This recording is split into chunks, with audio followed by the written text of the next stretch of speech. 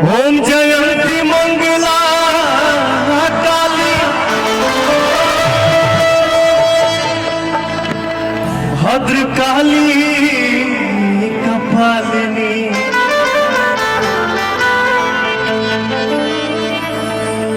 पवन जब गुनगुनाता है और हमारे मेरा बाबा खूब खुश रही। ओम जयंती मंगला काली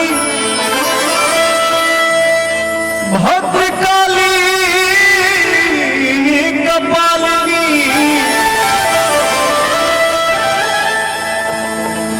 दुर्गे क्षमा शिवा धात्री स्वाहा स्वधा नमस्तुते।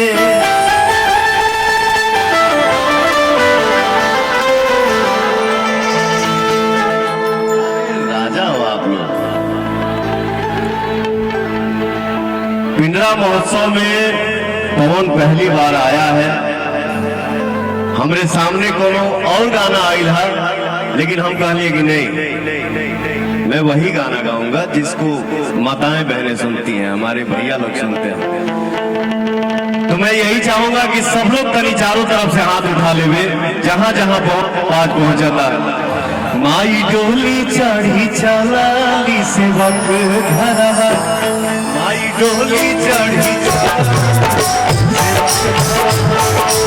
डोलिया के बढ़वा दुनिया में और भइल डोलिया के बढ़वा दुनिया में और भइल माई डोली चढ़ी चलाली सेवक घरवा, माई डोली चढ़ी चलाली सेवक घरवा।